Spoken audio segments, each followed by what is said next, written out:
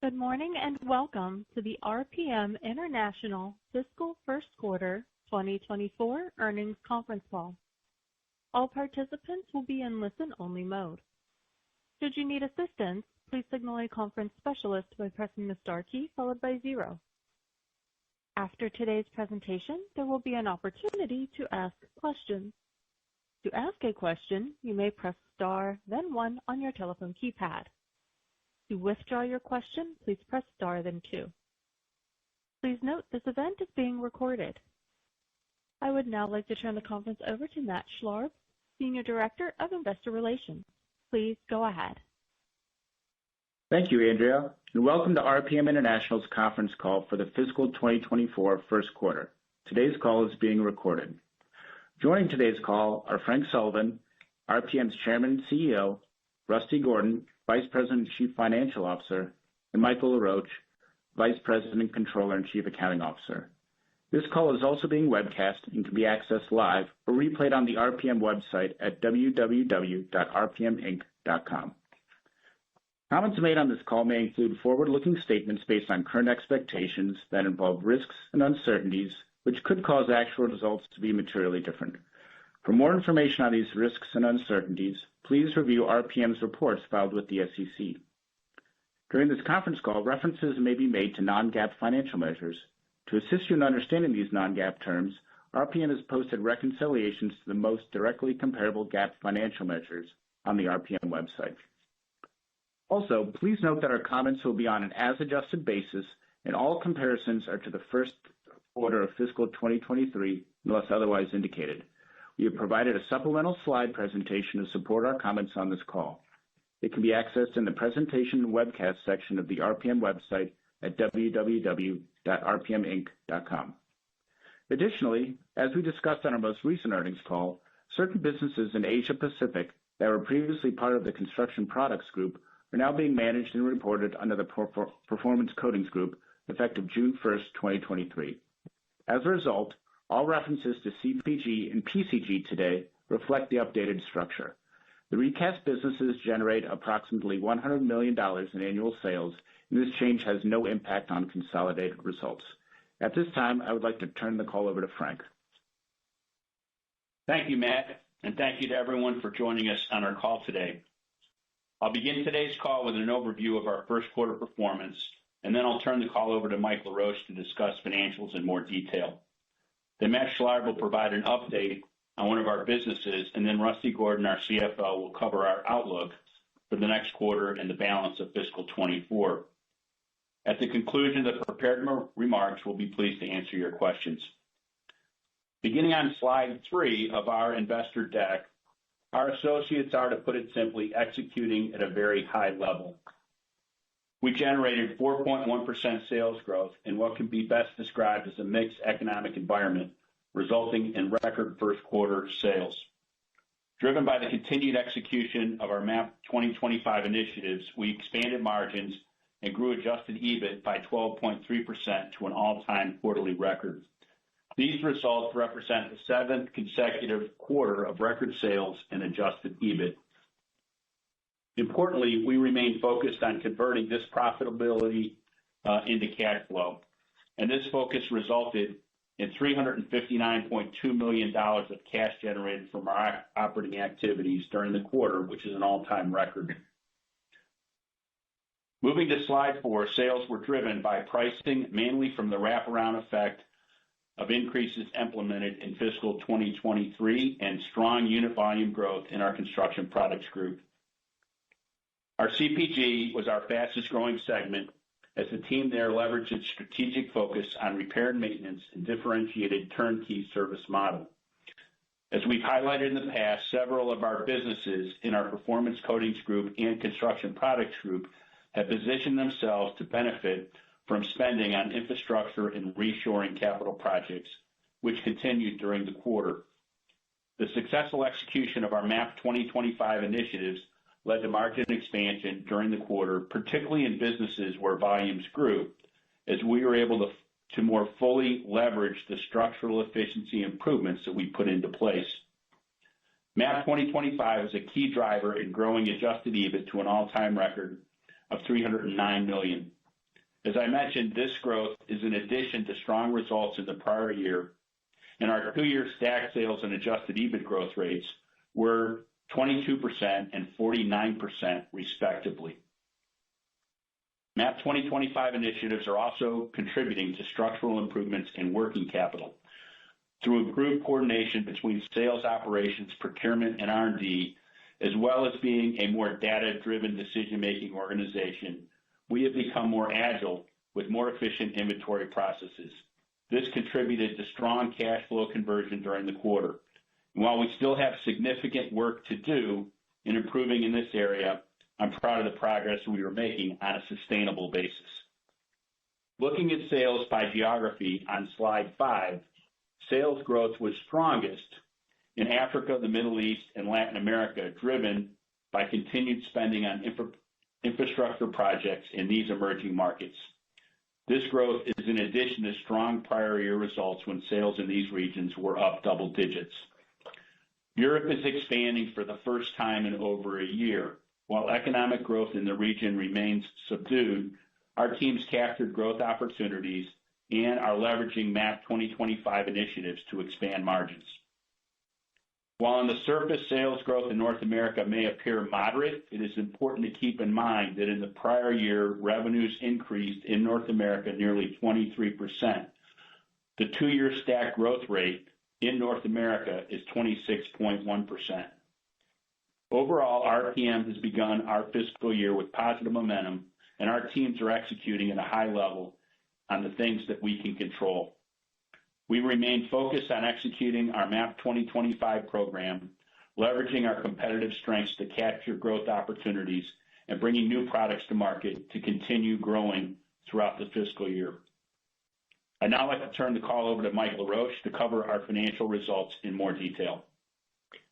Thanks, Frank. Starting on slide 6, consolidated sales increased 4.1% to a first quarter record $2.01 billion, driven by pricing with modest volume growth. Organic sales increased 3.9%, with foreign currency translation and acquisitions less divestitures, both contributing 0.1% to sales. Adjusted EBIT grew by 12.3% to an all-time record of $309 million during the quarter. Gross margin expansion was a driver of this growth, led by MAP 2025 initiatives and improved fixed cost utilization, particularly at businesses with growing volumes. All segments except consumer generated commodity cycle benefits. Because of consumer's raw material basket, and in particular TiO2 and metal packaging, this segment's raw material inflation has been larger and continued longer than the other segments. SG&A as a percentage of sales increased during the quarter, driven by growth investments and higher variable compensation expenses due to the improved financial performance. Expense reduction actions were implemented in the fourth quarter, helped to offset the SG&A increase. Adjusted EPS grew 11.6% to $1.64 and was driven by adjusted EBIT growth. Turning to the segment results on slide 7, our Construction Products Group achieved all-time record sales of $783 million, an increase of 10.8% from the prior year period. Organic sales growth was 9.5%, with acquisitions contributing 0.6% and foreign currency translation adding 0.7% to sales. Sales growth was led by strength in our restoration systems for roofing, facades, and parking structures, which benefited from the segment's strategic focus on repair and maintenance, as well as its differentiated turnkey service model. Concrete admixtures and repair products also helped drive sales growth. After several quarters of sales declines, Europe returned to growth. As expected, new office construction was weak, but stronger demand in other end markets and our strategic focus on repair and maintenance more than offset this softness. Adjusted EBIT increased 33% to an all-time record $145 million, led by improved fixed cost leverage and MAP 2025 benefits, including commodity cycle benefits. As a result of improved financial performance, variable compensation increased and was partially offset by expense reduction actions put in place at the end of fiscal 2023. Additionally, as we recently announced, in the second quarter of fiscal 2024, CPG acquired a wall system fabricator to expand its offering in off-site panelized construction. The acquired business has annual sales of approximately $20 million. On slide 8, the Performance Coatings Group achieved record net sales and adjusted EBIT. Revenue increased 4.1% to a record $379 million. Organic sales grew 4.0%, acquisitions added 0.8%, and foreign currency translation was a 0.7% headwind. Sales were driven by strong demand for the segment's flooring systems and other engineered solutions for infrastructure and reshoring capital projects. Demand was strong internationally, and increased pricing also contributed to growth. Adjusted EBIT increased 17.4% to an all-time record of $59 million. The growth was driven by strong sales and MAP 2025 benefits, led by commercial excellence programs in Europe, and included commodity cycle benefits. These results are on top of a strong prior year increase. Part of our MAP 2025 focus on improving profitability in Europe, PCG divested a non-core service business there. PCG incurred $14.6 million of charges related to this divested business, which are excluded from adjusted EBIT. Moving to the next slide, Specialty Products Group sales declined 10.7% to $181 million. Organic sales declined 9.0%. Divestitures net of acquisitions reduced sales by 2.2%, and foreign currency translation was a tailwind of 0.5%. OEM demand was weak during the quarter, particularly in businesses that serve the residential sector, including coatings for furniture, doors, windows, and cabinets. Additionally, SPG sales were negatively impacted by customers holding inventory levels below historical averages, which is pressuring volumes. The divestiture of the non-core furniture warranty business last fiscal year also reduced sales. Pricing helped to partially offset some of this weakness.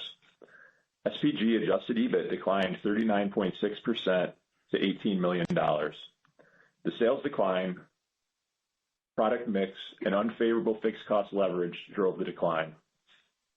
The divestiture of the non-core furniture warranty business also contributed to the adjusted EBIT decline. SG&A as a percentage of sales increased, driven by investments in growth initiatives and unfavorable impact of deleveraging on lower revenue.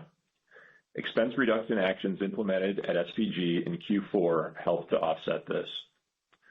Moving to slide 10, the Consumer Group sales increased 1.5% to a first quarter record $670 million. Organic sales increased 1.7%.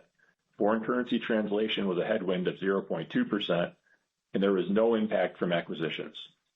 The sales growth was driven by increased pricing, primarily due to the large increase instituted during the first quarter of 2023 in response to inflation.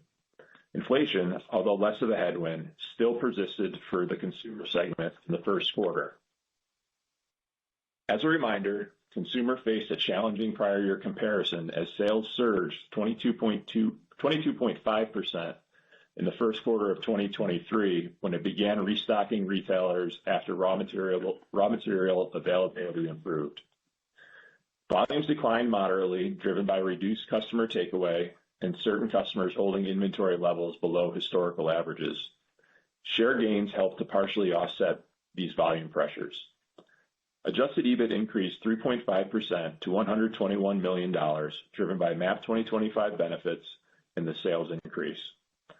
Cost inflation continued in the quarter and was a headwind to adjusted EBIT, as was lower fixed cost utilization as we slowed production to normalize inventories. We also received a $10.3 million business interruption insurance reimbursement during the first quarter, and the gain associated with this reimbursement has been excluded from adjusted EBIT. Now I'd like to turn the call over to Matt to go over the balance sheet and cash flow and provide a business update. Thank you, Mike. Moving to slide 11, the progress we made improving working capital during the fourth quarter continued in the first quarter. Driven by our inventory normalization actions and MAP 2025 initiatives to structurally improve working capital, inventories declined by $223 million compared to the first quarter of 2023. Working capital management and strong profitability growth result in an all-time record cash flow from operating activities of $359 million compared to $24 million in the prior year. This enabled us to return $54 million to shareholders through dividends in the first quarter. We have continued our share repurchase program and have bought back $25 million of shares from the beginning of the fiscal year through the end of September. We also reduced debt by $178 million during the quarter. Now, turning to slide 12, we'd like to provide an update on Pure Air, the indoor quality and HVAC service business that CPG acquired in fiscal 2022. Pure Air provides turnkey solutions to address indoor air quality and HVAC performance issues. These include environmental consulting, building diagnostics, and HVAC system cleaning and restoration. As commercial HVAC systems age, they can become dirty and worn down, resulting in reduced performance, efficiency, and air quality. These issues negatively impact all buildings, but can become critical problems in places like hospitals and schools, which are key end markets for CPG. Pure Air's turnkey solutions address these challenges and offer building owners the possibility of restoring their HVAC equipment instead of replacing it, resulting in significant savings and reduced disruption to the building's occupants. Pure Air expands CPG's role as a partner to building owners, offering products and services focused on the repair, maintenance, and restoration of all 6 sides of a building, which drives increased efficiency, extended asset life, and lower costs. Sales over the last 12 months are more than double what they were when Pure Air joined RPM, and we are optimistic about its future. Now I'd like to turn the call over to Rusty to cover the outlook. Thanks, Matt. Our outlook for the second quarter is on slide 13. Many of the trends we experienced in the first quarter are expected to continue in the second quarter. On the positive side, the tailwinds include MAP 2025, including the commodity cycle, infrastructure and reshoring demand, reduced destocking, and resilient demand for repair and maintenance. As a reminder, some of our MAP 2025 benefits are more dependent on volumes to be fully realized, so they will naturally be lower in our seasonally lower volume quarters of Q2 and Q3, and higher in stronger volume quarters Q4 and Q1. Some of the challenges we expect to face in the second quarter are continued weakness in OEM demand, softness in some new construction end markets, and a reduced benefit from pricing, although pricing is still expected to be positive. We also face challenging comparisons to the prior year, when sales grew 9% and adjusted EBIT increased by 36%. Taking all of this into account, we are forecasting sales to increase in the low single-digit range on a consolidated basis, led by CPG and PCG, with specialties still showing declines. We expect adjusted EBIT margins to expand and to generate consolidated adjusted EBIT growth of high single digits to low double digits. Moving to slide 14. Turning to our full-year outlook, we still expect modest economic growth. Despite the soft macro backdrop, we are focused on leveraging the growth drivers we control, including number 1, MAP 2025. Number 2, our strong position serving infrastructure and reshoring demand with our engineered solutions. And number 3, our strategic focus on repair and maintenance.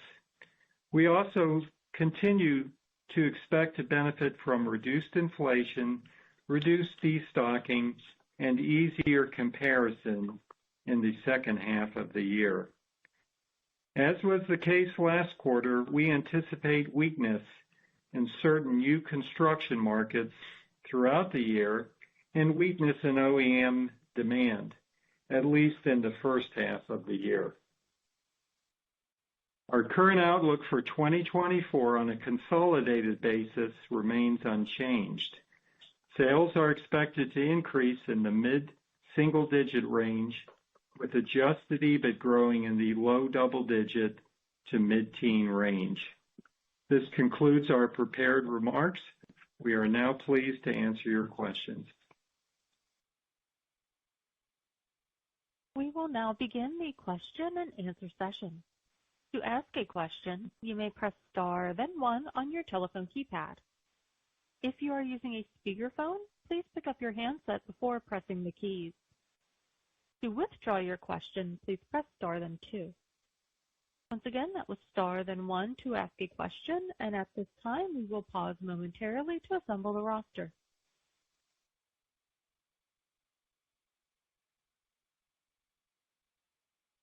And our first question comes from Mike Harrison of Seaport Research Partners. Please go ahead. Good morning, Mike. Hi, good morning. Congrats on a nice start to the year. Thank you.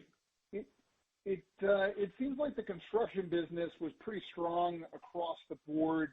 Just curious, where are you expecting to see momentum continue? Where could we potentially see some choppiness? And can you break down the 9.5% organic growth between volume and pricing? Sure. So, boy, 2/3 to 3/4 of their growth in the quarter was unit volume growth, and it was pretty strong at the Tremco Roofing WTI business, at our Tremco Sealant business, Euclid, and then broadly, and this is mostly our Construction Products Group and our Performance Coatings Group in the Southern Hemisphere developing countries.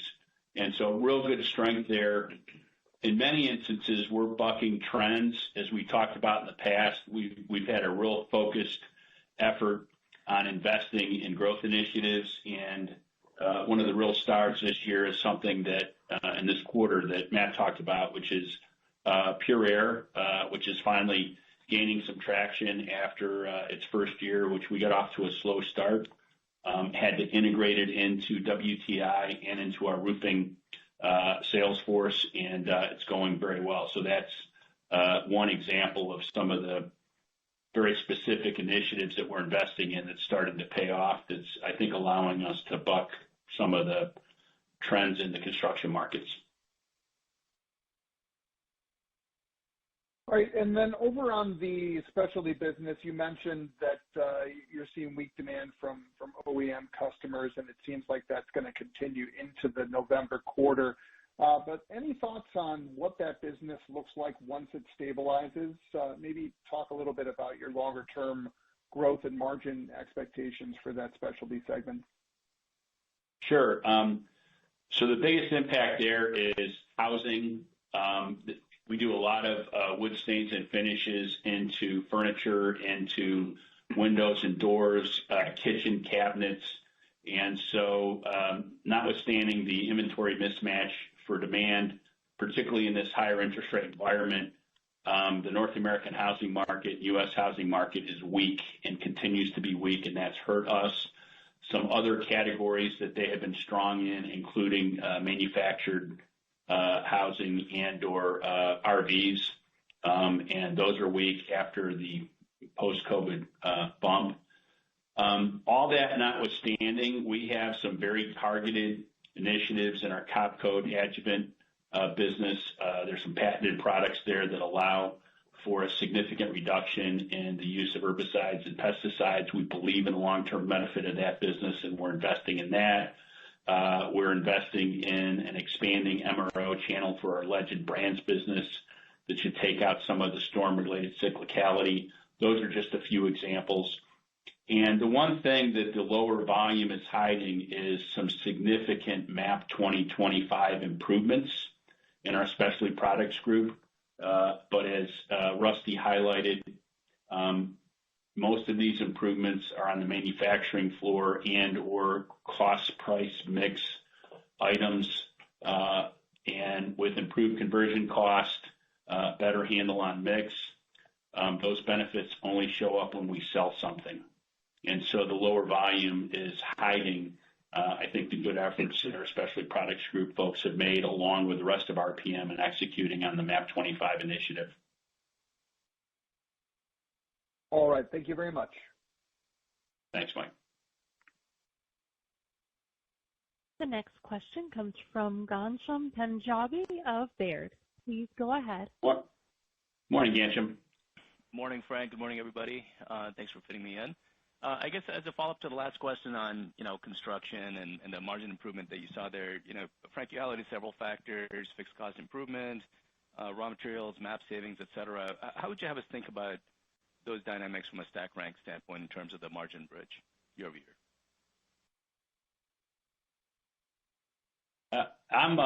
Could you repeat that? I'm not sure I understand the question, Ghansham. Yeah, so the margin improvement in CPG, I think, was up 310 basis points year over year. Just the main drivers as it relates to that. So I think the main drivers are MAP 25 initiatives where, we're seeing improvement in conversion costs. I mentioned this, what we call D3 initiative at RPM. It's data-driven decision-making. So we are much better today at driving mix on a going forward basis, and that's helping us. We are benefiting in the quarter from the commodity cycle disinflation that we're starting to benefit in a few places. Construction products is certainly one of those. And then it really is very focused efforts in strategic initiatives around repair and maintenance. So we're seeing real strong results in our core roofing business. All of that is we're 95% re-roofing and repair on existing roofs, not new construction. Pure Air has been very strong, and we expect that to continue. We'll see tens of millions of dollars of new volume from that initiative. Panelization is something we've been working on for the last 3 or 4 years. We just added a significant piece of that with this Texas acquisition we announced in this past week. So it's really focusing on the things that we can control that tend to be in the large repair and maintenance areas. The last comment I'll make is that hospitals have been a significant market for us, and we had some booming business there during and coming out of COVID. Last year was not a good spending year for that sector, and so that weighed on our performance in fiscal 23, and we're seeing some pickup on a relative basis there, and also some pickup on Nudura, which had a challenge 23 because of what's happening in the residential market. But again, a very focused effort on expanding the understanding and the specifications for the Nudura ICF system. So again, it's a lot of self-help and a lot of very deliberate spending into specific initiatives across RPM, and you're seeing the results of that spending best impacting our Construction Products Group as we sit here today. Yeah, perfect. Thank you for that, Frank. And then, just in terms of the balance sheet, where do you expect the balance sheet to sort of end up at the end of the fiscal year 24 on a net debt to EBITDA basis? And just related to that, how are you thinking about capital allocation in context of where interest rates are and all the macroeconomic uncertainty? And I guess I'm referring specifically to your appetite for incremental acquisitions. Sure. Great question. And so let me step back big picture and kind of just address simply what are we trying to do with this MAP program? And it's really two things. We're trying to significantly improve our cash conversion cycle, and it's working. And we're trying to be more data-driven in our decision-making with a real focus on investing in specific organic growth initiatives. And you're seeing that work, particularly in our Construction Products Group. And so what that looks like is a record fourth quarter cash from operations, followed by record first quarter cash from operations, notwithstanding a handful of acquisitions and maybe $25 million or so of what did we acquire, Rusty, last year in share repurchases? Oh, last year we did $50 million. $50 million in share repurchases. Year over year, we reduced debt by $332 million. And so that focus on cash conversion is really working. We expect those improvements to continue. And so that's big picture what we're trying to do. the volatility that we've all experienced over the last few years is continuing. And so as we work with our board, I think we'll have a better answer in the coming quarters, Ghansham, about how we think about capital allocation. But as we sit here today, the M&A market's relatively slow. We will continue to execute on good strategic small to medium-sized deals. But the days of huge multiples, in my opinion, are over, if not forever, at least temporarily. We went through a period of time where incremental cost of capital was almost zero. That is not true today. And so given the choppiness in the markets and the MAP initiatives that are benefiting our conversion costs and our efficiency, we are focusing a lot of time and attention on driving organic growth where we can. It's easier said than done in an economic environment that is, as Rusty likes to say, feels like a rolling recession, both geographically and across sectors. Understood. Thank you. Thank you. The next question comes from John McNulty of BMO Capital Markets. Please go ahead. Morning, John. Brian. Good morning. Thanks for taking my question. So I guess the first one would just be on raw materials. Your previous destocking over the last few quarters that you guys were implementing and FIFO makes it a little bit complicated to kind of think about how raws are really trending for you. So I guess, can you help us to think about, it looks like you got some improvement in the first quarter. How should we think about that continuing to flow through in terms of deflation throughout the rest of and has the move in oil recently, has that had any impact upward on some of the raw material trends that you pay attention to? How should we be thinking about that? Sure. I'll address your last portion of your question first. The only place where we're seeing the move in oil prices impact us immediately is in acetone. That's a prime. It impacts a number of our coatings businesses, but in particular Rust-Oleum. So in general, as you followed RPM for many years, we in our industry follow the commodity cycle increases up with lagging price increases, and so you see some margin compression, and then as the commodity cycles down, we typically pick up the lost margin. We are now experiencing that in Q1 in most of our businesses and segments except consumer. We would expect to begin to see that in consumer in Q2. We're rounding metal packaging increases that were pretty extreme and are paying attention to some tariff activity relative to tin plate, which is the primary raw material for metal packaging and spray cans, things like that. TiO2 is up modestly year over year, and acetone is the only raw material that we see reacting to current price increases. So the commodity cycle benefited us, particularly in our construction products and performance coatings segment in Q1, and we would expect it to continue to be a benefit to margin expansion in Q2 as well. Again, that's another one of those things that is volume driven. You get the benefit when you sell something.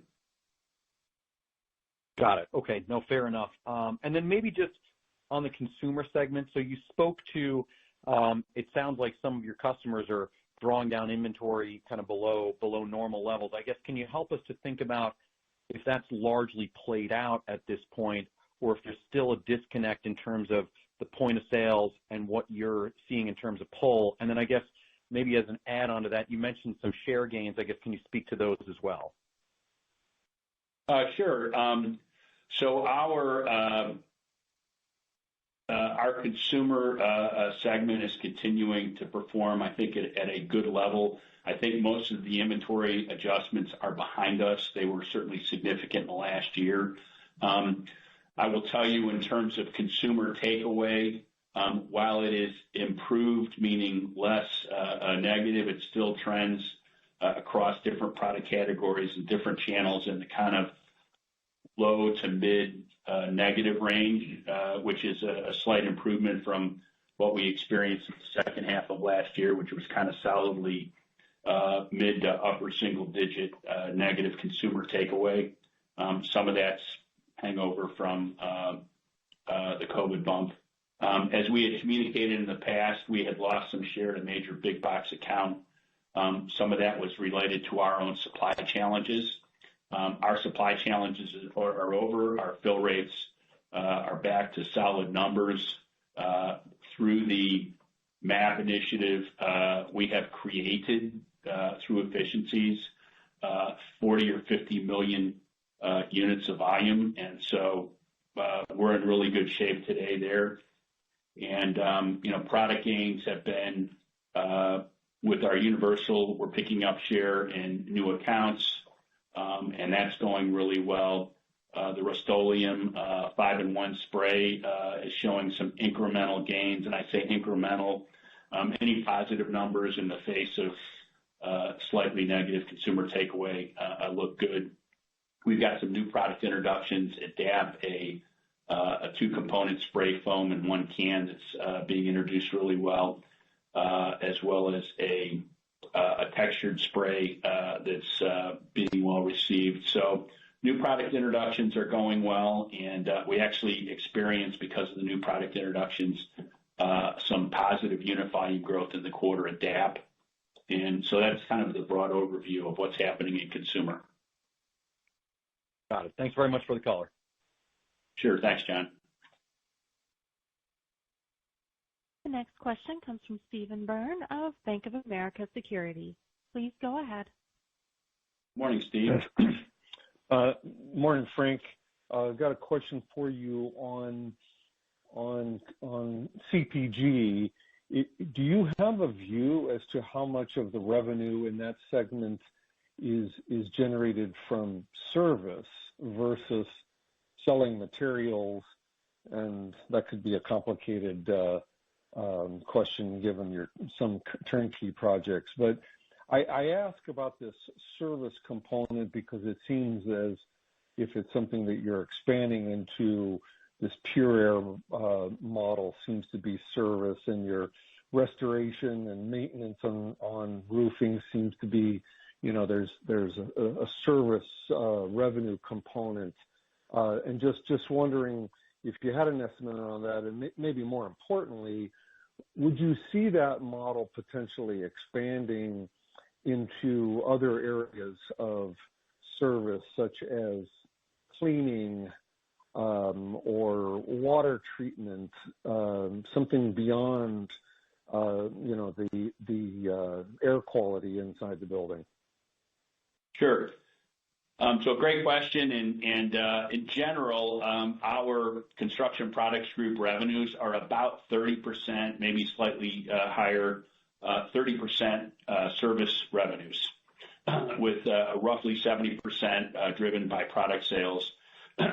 It's a little bit, there's a little ambiguity there because in most instances, we're not selling. In some cases, we sell only repair services or other services, but in many instances, those services go hand in glove with the material sale for a re-roofing project, for instance. I would expect that over time to expand, and we talked about Pure Air. That's a good example.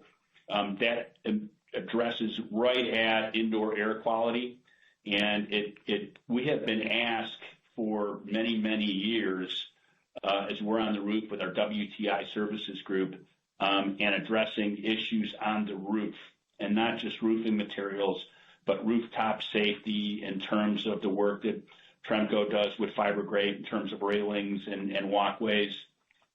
We've been asked for many years, can we address HVAC issues and repair? And the answer for too long was no. 2 years ago, we acquired Pure Air. And there's a key element of this that took us a while to fix.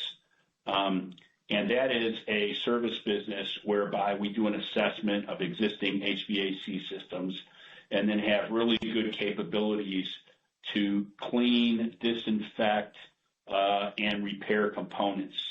And it was a $20 million business when we acquired it. We expect a few tens of millions of dollars of revenue growth this year. and the potential for that is meaningfully higher. And so as that grows as a share of our business, that will grow that 30% services business higher. The benefits are basically about a one-third cost versus total replacement. The immediate benefits are significant improvement in efficiency of an old system that's getting worn down because of blades or motors or other things. And there is a measurable benefit immediately in indoor air quality. And so for the hospitals and school system customers that our construction products group serve, it's a really exciting market for us. And Frank, any thoughts about expanding some of that service to go into other issues such as cleaning services, for example, or water? Yeah, I think the expansion will come from our continued market share gains broadly in roofing. But the areas that will expand, like a Pure Air, are where we can add value. So we can add significant value versus replacement. And so we'll look for other opportunities, but they'll be limited to areas where we can truly add value as opposed to areas that are more commodity-like in services. And I think it's critical, and it's back to that component of it's not just the service, but it's adding the material element or the cleaning or disinfecting or blade repair components that go along with it. One other factor, which is also true for our stone hard flooring business, and the reason that we got off to a rough start in the first year of Pure Air was staffing.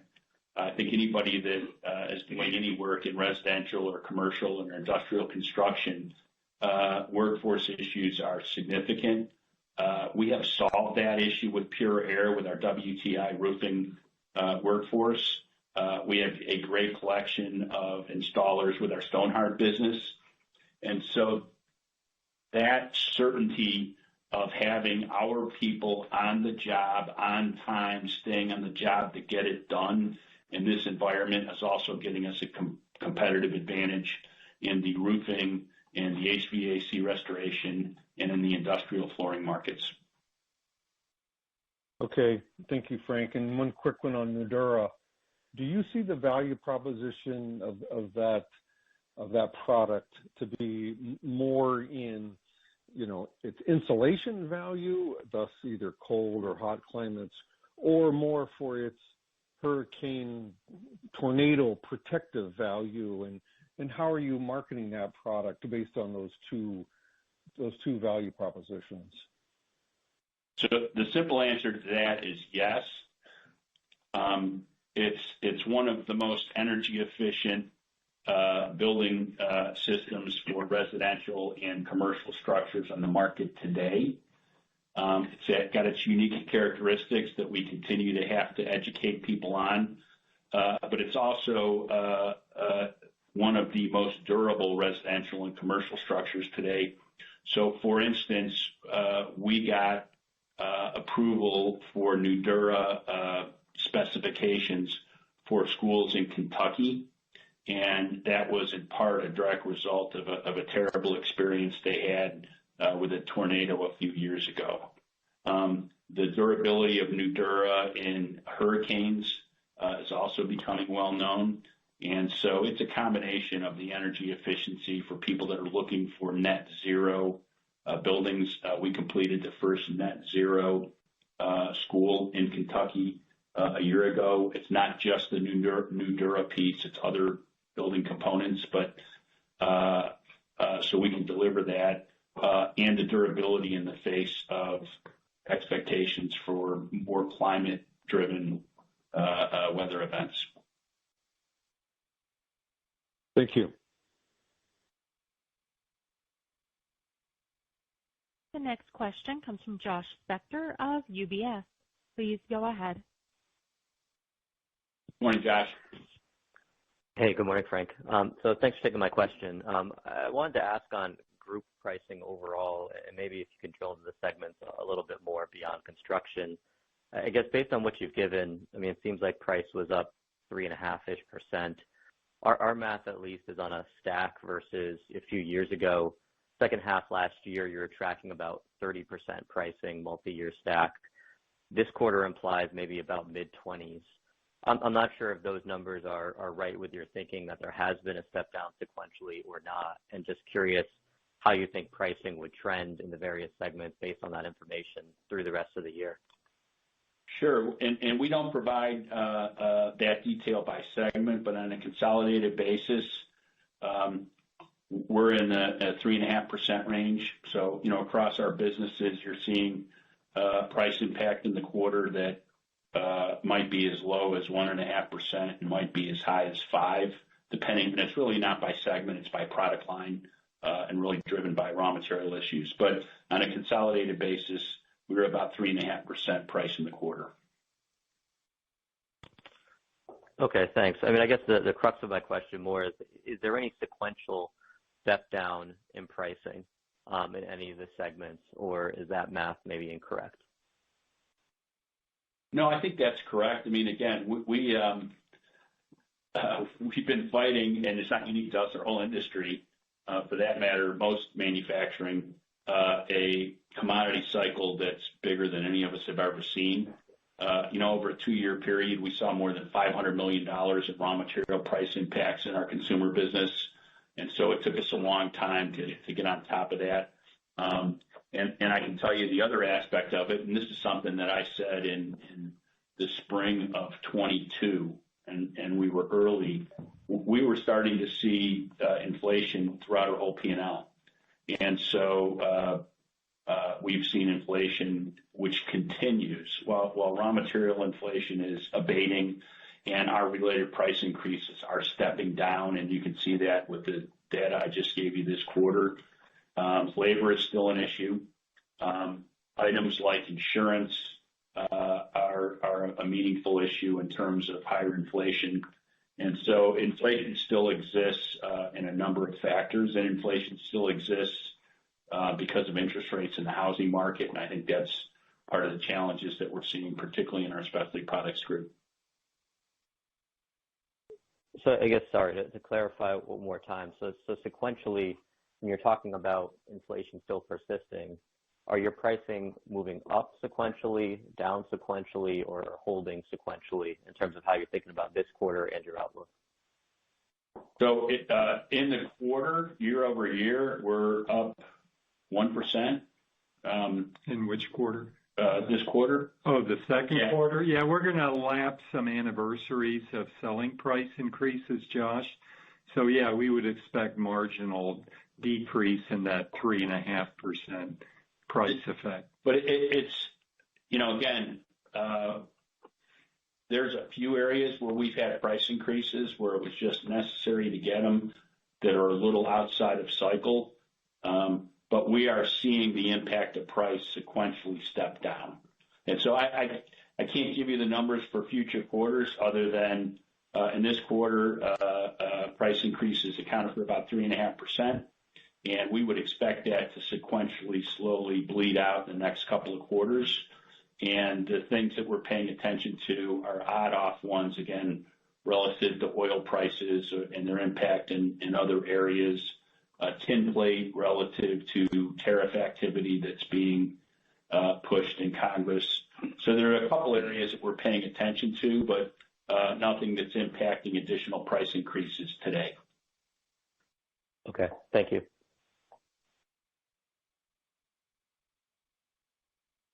The next question comes from Aleksey Yefremov of KeyBanc. Please go ahead. Good morning. Good morning. This is Ryan on for Alexi. So I guess my first question, I understand there's a number of different pockets of non-res, but can you walk us through how demand is kind of trending in each of those markets? And have you seen any signs of slowdown in backlogs in any of those markets? Thank you. Sure. So, there's not too many in the construction markets. There's not too many good statistics to point to. Residential construction's taken it on the chin in North America, which is where we have our primary exposure. Commercial construction's not very strong. You look at the office glut and what's happening there. the build out of the Amazon distribution centers, things like that, have run their course in terms of the big growth. So there's not a lot of good signs to point to. The areas of strength for us are the things that we talked about, very deliberate initiatives around maintenance and repair in the sectors that we have strength in. And so I think our performance is kind of bucking the underlying trends. And a big part of that is in our construction products group, I would say we have maybe a 30 or 35% exposure to new construction between residential and commercial, which means we're in the 65 to 70% less cyclical renovation, repair, reconstruction, re-roofing markets. And I think those markets are stable, and we're picking up share given some of the new initiatives we have. The other area the only area that's showing continued strength is related to industrial construction and capital spending driven by the onshoring movement and a substantial amount of government subsidies in that area. And that is impacting Construction Products Group a little bit and our Performance Coatings Group more. Gotcha. Okay, that's helpful. Thank you. And then I have a question on your comment in the deck here in the Specialty Products Group. So you mentioned, customers held inventories below historical levels. I mean, does this mean destocking this business is over and there's been no uptick from restocking? Can you, kind of try and parse that out for us? Thank you. Sure. I think it's over. I don't know that it would have a much of a big impact going forward, but a good example is because of supply chain challenges, into RVs and what remaining furniture or cabinet making is done. It was very common for those businesses pre-COVID to shut down, for instance, in the month of January for maintenance and other things. And during the COVID period and then the post-COVID period with supply chain challenges, those shutdowns disappeared. Well, they showed back up in calendar 23. And so, they got back to normal shutdowns. There was inventory adjustments. The other thing that I don't think we've emphasized enough here, most of this is done, but not all of it. But starting in December of last year, really driven by better data and our MAP 25 initiatives, we very deliberately shut our own production in a number of areas to make some permanent inventory adjustments. And so in the second half of 23, we had tens of millions of dollars of unabsorbed overhead, both from lower volumes from a market perspective, but also lower volumes from deliberate decisions to shut down productions in some of our specialty products companies, in our consumer group and other areas to really address some permanent inventory level issues across RPM. Most of that is behind us as well.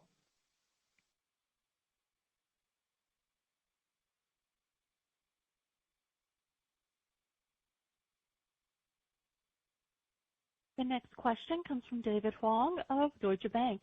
Please go ahead. Hi, good morning. David. I think in a deflation cycle, you historically generate 100 to 200 million price cost tailwind. Can you talk about how much was the price cost tailwind on a dollar basis in FQ1? And then with higher oil prices now and some lingering inflation in consumer, maybe help us understand, your expectation on price cost realization this cycle versus that historical 100 to 200 million range. Sure. So I could give you a big picture. I don't know that we would disclose that by quarter. So big picture in our MAP initiative, we laid out a goal, and it was actually a year ago that we went public with the MAP goals of achieving $465 million worth of savings, and about 115 million of that was our expectation of commodity cycle recovery. So non-MAP driven initiatives, just the normal commodity cycle recovery. Our target this year in MAP savings is $160 million.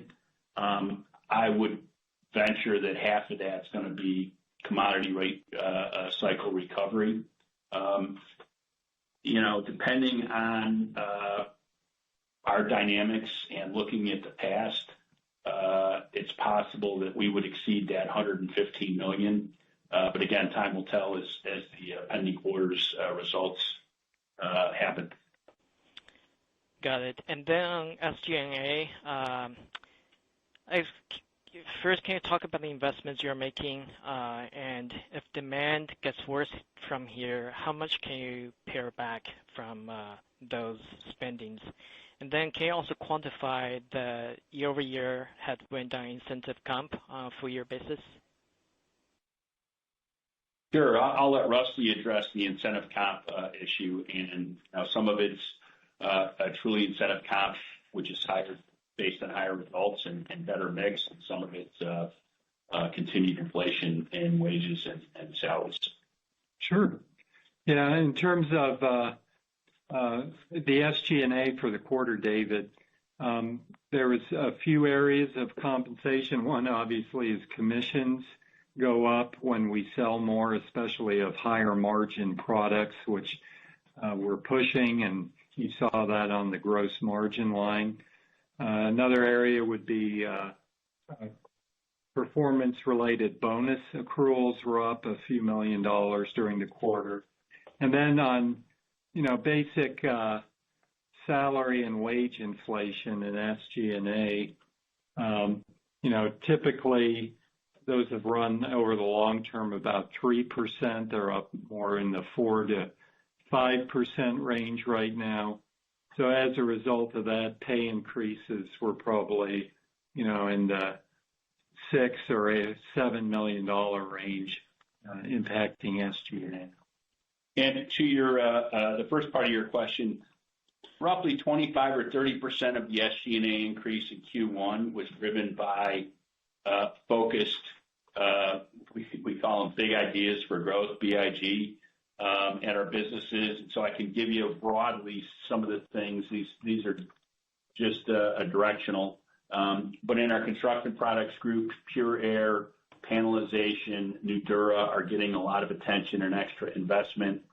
One example in our performance coating segment is a project that we're in our second year called C2B, which is Carboline to a Billion. And there's specific initiatives in Canada, Europe, and in non-oil and gas segments.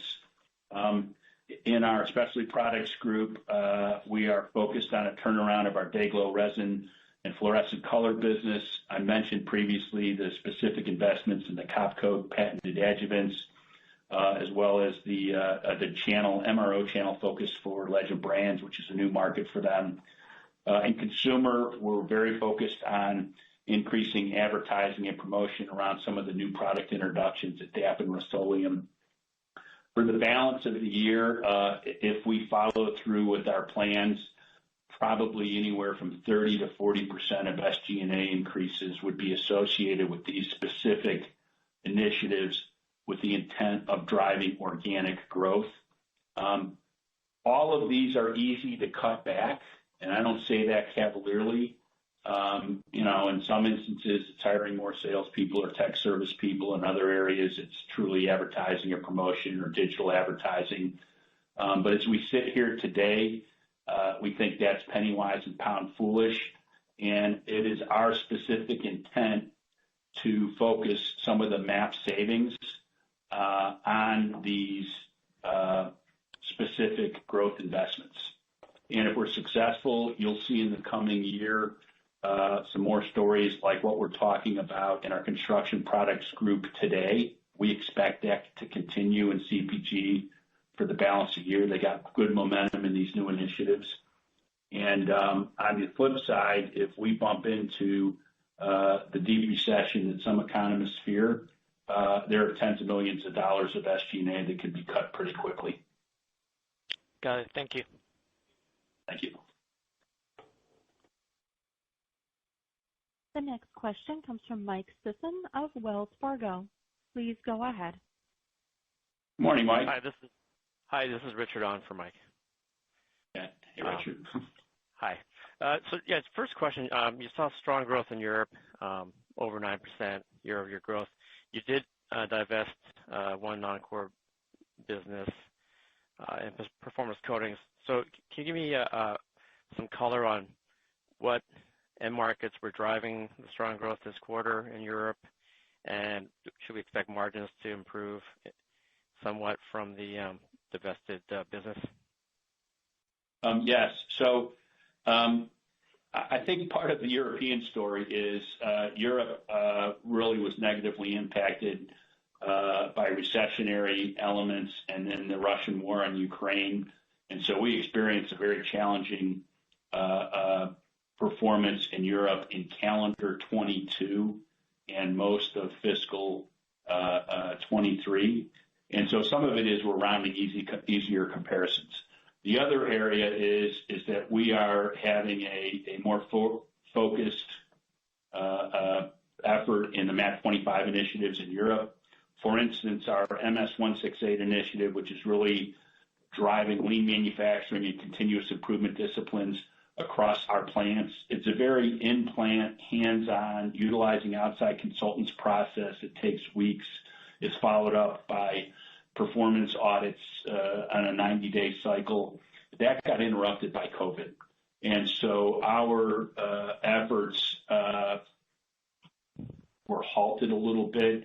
The lion's share of it was initially focused on our larger plants in North America. We're seeing those benefits now happen in Europe.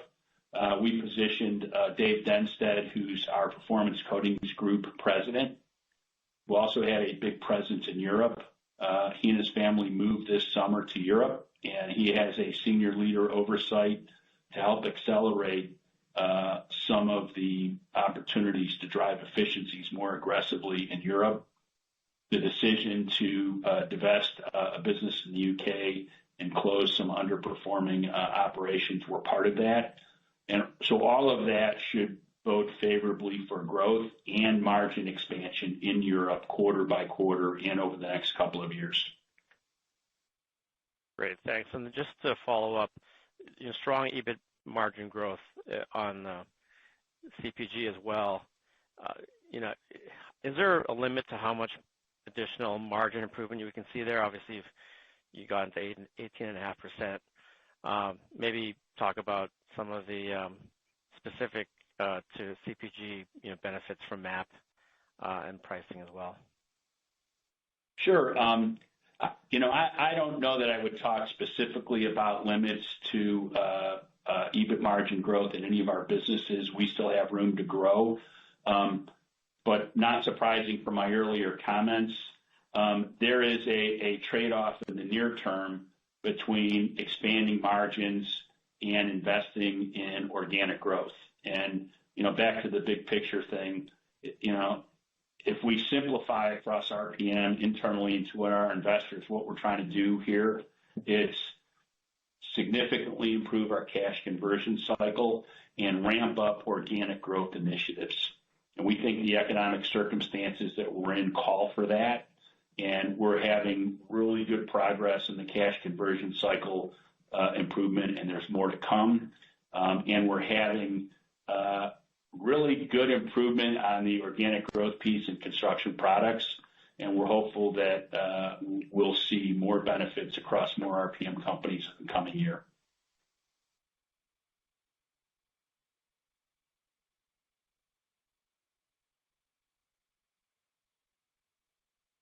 The next question comes from Frank Mitsch of Fermium Research. Please go ahead. Good morning, Frank. Good morning, Frank, to you as well. Nice start to the year. I want to come back to the to MAP 2025. I believe you mentioned before that you're expecting a benefit of $160 million in fiscal 2024. But my understanding is that that's the run rate, right, that you're expecting to end this year, and you guys are actually expecting about $100 million to impact the 2024 P&L. Is my understanding correct? That is 100% correct, and I appreciate your clarifying that. All right, great. And what was the actual benefit that you saw in the first quarter from MAP 2025 of the 309 EBIT? Yeah, we ran at about the run rate you'd expect, so it was about a quarter of that year's benefit, maybe a touch ahead. So 25 or 30 million. And, we communicated in July, we had a $120 million goal in fiscal 23. We exceeded that. We have a $160 million run rate goal. And you're right, we do expect 100 million of it to flow through our P&L. Some of that is, benefits that will begin to be realized in the second half of the year in terms of run rate. Some of that is the impact of FIFO accounting, both in terms of conversion costs and the commodity cycle benefit that shows up in our case maybe 60 or 90 days later than were we on LIFO. And so that's what's happening there. But we are on or slightly ahead of target for that $160 million run rate for the year. And as I said earlier, I would expect about half of that or slightly less than half of that to be associated with the commodity cycle benefits as well. This should be the year, unless we get surprised by oil prices or some other spikes, and as we look in the past, where the lion's share of the commodity cycle benefits should show up. Gotcha. Well, we are seeing oil starting to pick up since the beginning of July. But I wanted to also ask a bigger picture macro question. Given that the guide for the year assumes no recession, and you've been indicating that you've been seeing red turn to yellow, turn to green. I believe you mentioned last quarter, and reading through the release, it sounded fairly promising. So I'm just curious as to where do you stand on the whole hard landing, soft landing, no landing for the U.S. economy for your fiscal year? Yeah, I think, and maybe Rusty can comment on this. Rusty Gordon has captured the sentiment of this better than any economist I know, and maybe it's a combination of his reading and seeing our numbers. But it feels like we're going through a rolling recession, and the housing market is taking it on the chin. You can see it in our Specialty Products Group results. You can see it in companies that serve residential construction and/or the components that go into that, furniture and other things. Retail takeaway has not been very strong across many categories, and as we commented in the second half of last year, POS in our categories tended to be mid to high negative single digits. We're seeing that improve, which means it's less bad. And so I'm hopeful that there'll be somewhat of a soft landing in the sense that this is a rolling recession. Again, Europe went in early. We're seeing better performance in Europe. I think there's more stability around the impact of the Russia war on Ukraine. We're rounding easier comps, and quite candidly, there's some reasonable growth in the UK, for instance.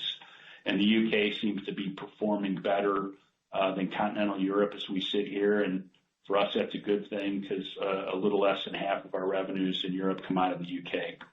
And so that's the best shot I have at that, Frank. And other than to say a lot of our performance in this quarter and what we expect in the second quarter is as much self-help as it is counting on any economic green shoots or pickups.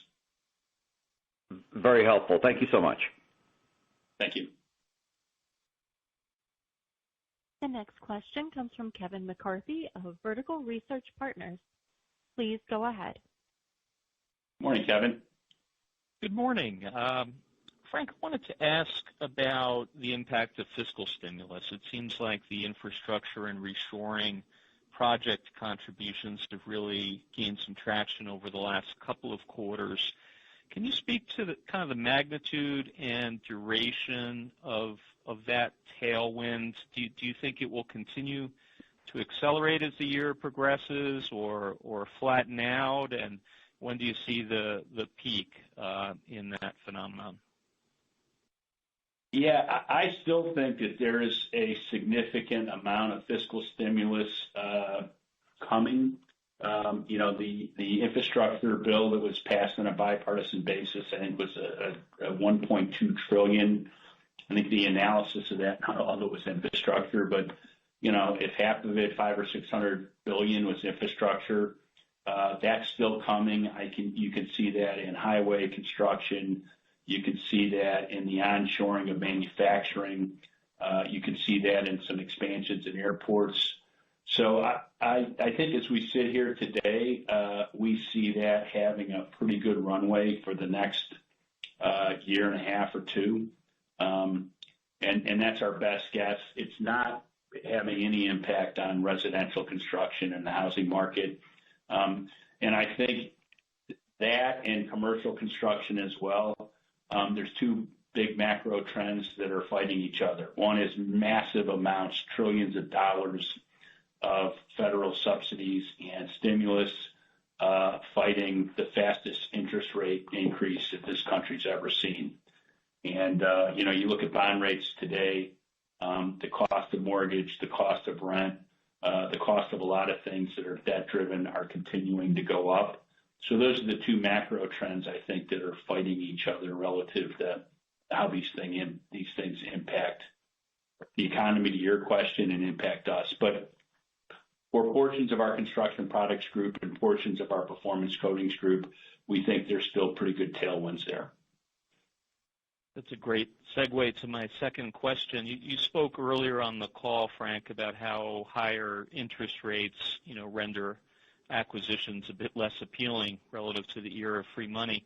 The flip side of the coin is, maybe divestitures become less punitive or less dilutive. And in the case of low-margin businesses, we're starting to see a couple of examples where divestitures can actually be accretive. And so I'm tempted to ask you, as you kind of look across the portfolio, do you think the next year or two could be an interesting window for what I would call portfolio cleanup, divestitures, perhaps some candidates in specialty products or elsewhere in the portfolio to follow the trend that you started with Guardian? Sure. We're continuing to look as part of our MAP 2025 initiative at opportunities to improve margins where we have low margin, no growth businesses. The latest example of that was in this quarter, where in the UK we were able to sell off a service element of our USL business and then also restructure a piece. Taking the high margin product lines and putting it in different parts of RPM. It's paid off nicely. The divested piece has gone to a group that will retain all the employees there and continue to drive that business in a manner that works for them, but was not margin positive for RPM. So part of the self-help and what we expect to be a quarter by quarter and meaningful improvement in European margins is not only the broader dynamics we're talking about, but divesting or closing or restructuring lower margin, no growth businesses. There is more of that to come over the next year in our MAP initiative in different segments, and it tends to be either product line or specific facility related, and when they're executed, we'll provide details. Perfect. Thanks very much. Thank you. The next question comes from Jeff Zekauskas of J.P. Morgan. Please go ahead. Good morning, Jeff. Hi, good morning. Thanks very much. I think on an adjusted basis, your SG&A costs were up about 12% in the quarter. Isn't that way too high? And in general, should your SG&A costs grow above the rate of sales growth, below the rate of sales growth, at the rate of sales growth over a longer period of time, or do you not have a target? Sure. So in general, the SG&A in the quarter was up 10.9%, and so I'm not sure where the adjusted number came from. Yep. And it really goes back to my earlier comments. A couple of things are driving higher SG&A. Some of it is continued inflation in wages and salaries that we're beginning to annualize. Those we're not seeing that so much today as we were seeing it throughout fiscal 23. And so in the first half of fiscal 22, the higher wages and salaries, insurance costs, all the things that impact us and all our peers are there. The other element is really twofold. One is being much more deliberate about driving mix. I mean, you're talking to a CFO and CEO in a company who maybe 5 or 7 years ago wasn't very good at analyzing mix with great accuracy in hindsight. And today, with the data initiatives we have in place on the ground at the operating level, we're much better at driving mix going forward. Where do we want to incentivize our sales forces to focus their time? With higher mix comes higher commissions, particularly in our construction products and performance coatings group, where we still have a fair amount of commission-based sales. And then lastly are the very targeted initiatives that I've been talking about. We fully intend, as part of MAP 25, to take some of these margin savings and reinvest them in our P&L and growth initiatives. It's paying off in a big way in construction products today. And I think as long as we can generate solid sales growth and earnings growth, and again, I would remind you, we're generating positive results as RPM and in most of our segments other than SPG on top of big mountains. Last year, consumer sales were up 22.5%. RPM had an all-time record Q1. I think our EBIT last year in Q2 was an all-time record, and it was up 36%. We expect to top that. And so as long as we have forward momentum on the sales line and we're experiencing both the improved cash conversion cycle and the margin enhancements that we expect, we will continue to reinvest in these growth initiatives.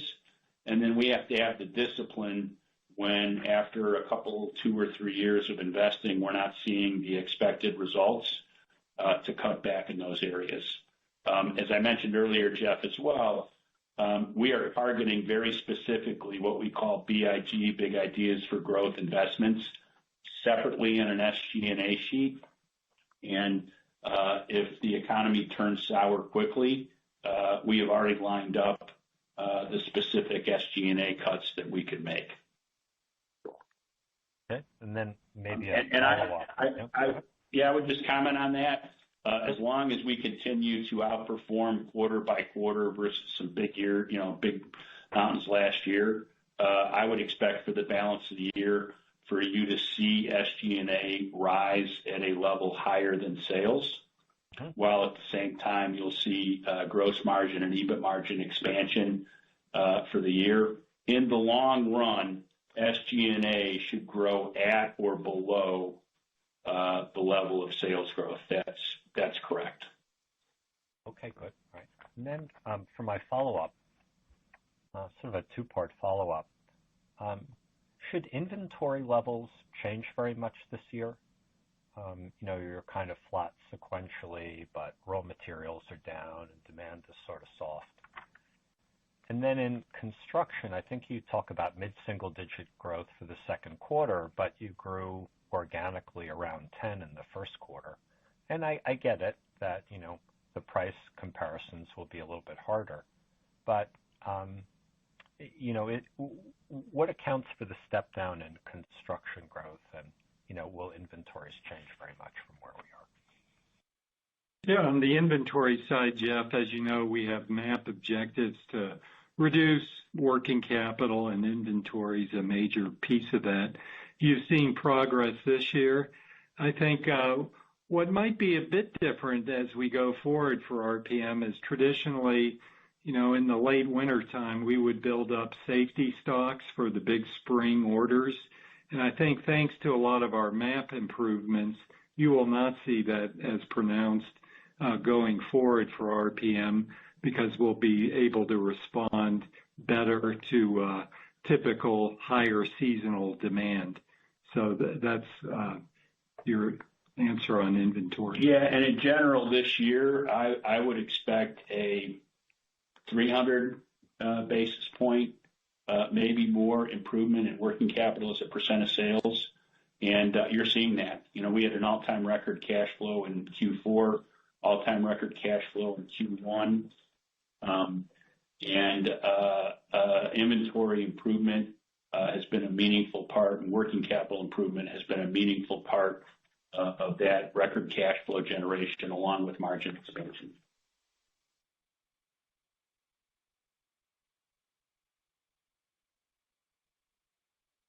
Thank you. The next question comes from Vincent Andrews of Morgan Stanley. Please go ahead. Morning, Vince. Hey, this is actually Steve Haynes for Vincent. Thanks for squeezing me in here. Question on the guidance.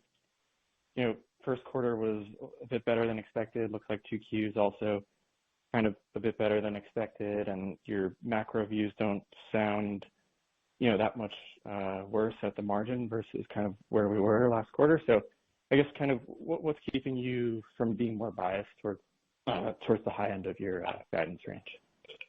Yeah, great question.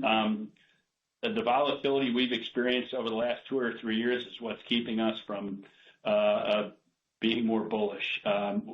We have seen sharp turns in economic conditions that we didn't expect. We've seen trends that look great for a while and then reversed. And there's nothing about, all the headlines of, and not to get too big picture, but, whether it's government shutdowns or, anticipating things might get a little dicier as we get into an election year. And as bond rates actually start to rise, maybe we'll see a normal bond cycle in terms of the reverse of the current interest rate inversion. There's nothing that suggests that the economy is getting better, and so we're focused on delivering what we can control, anticipating that we're going to see challenges. If we hit a soft landing and this, the start of calendar 24 is peaches and cream with our MAP initiatives and positive unit volume growth across our organization with easy comparisons, we'll have a blowout second half. Most of our reading of the economy is people are anticipating that if we're going to have a recession, it's going to start at the beginning of next year.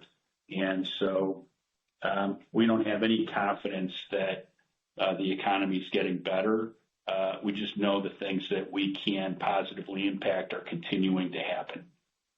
So we're pretty confident in Q2, and beyond that, we'll give you our level of confidence or lack thereof for the second half of the year when we have a chance to talk to investors in January. Okay, thank you. Helpful context. Thank you.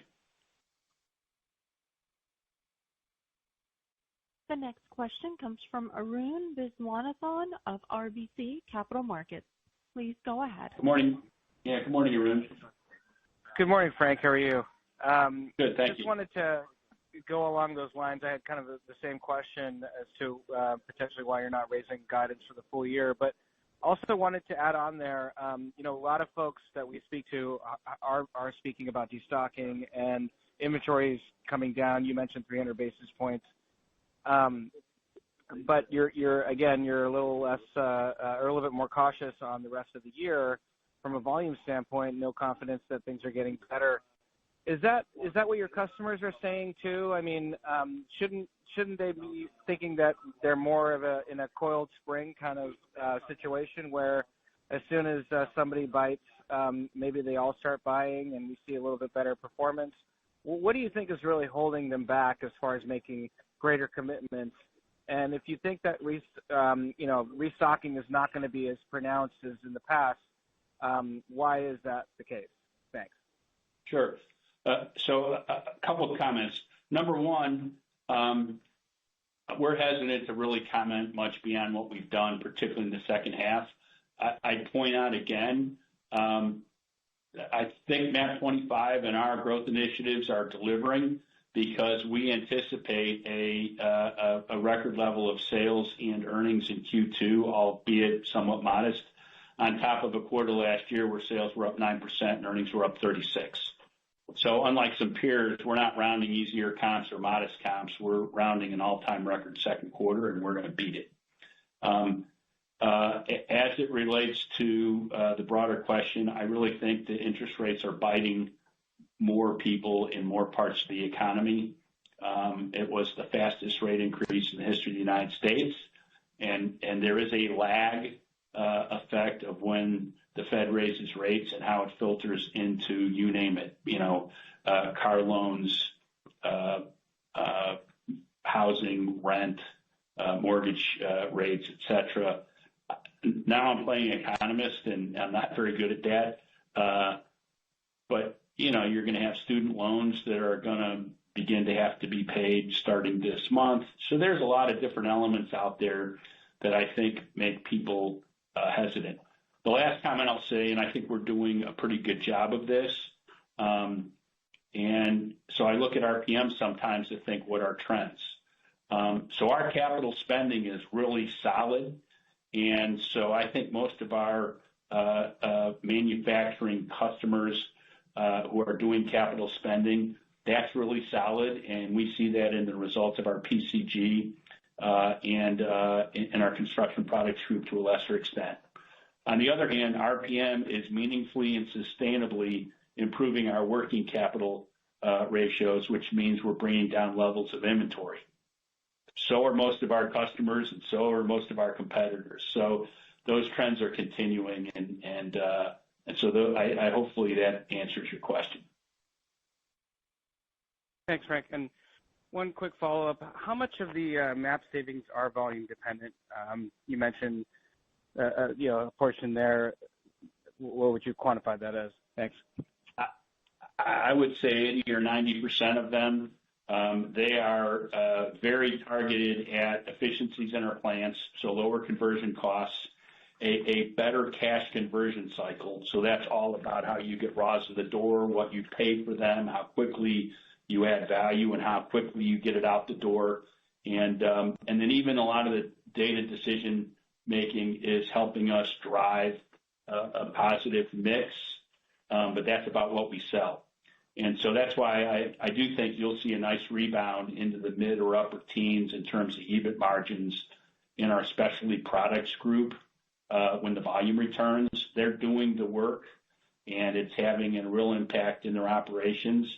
But they've been through now 7 months or so of negative unit volume growth. So the benefits of the work there aren't going to show up until we start seeing positive volume growth. So very volume dependent. It's why you're seeing the nice leverage in our construction products group. When you have positive unit volume and the MAP savings are real, you'll see really nice leverage to our bottom line. Thanks. Thank you. This concludes our question and answer session.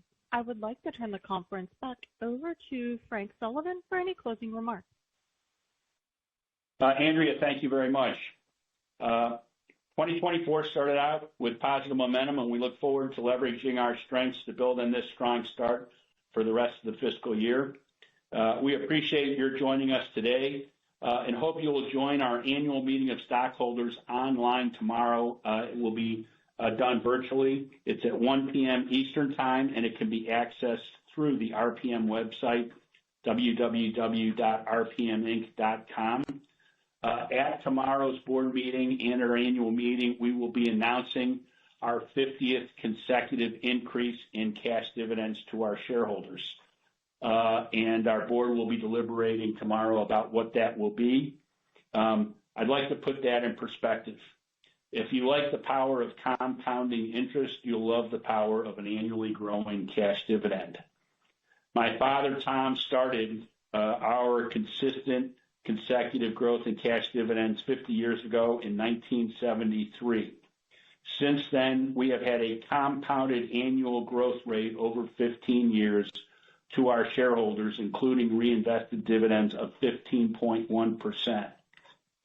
To put that in further perspective, if you invested $1,000 in the S&P 500 in August of 1973, today you would have $178,000.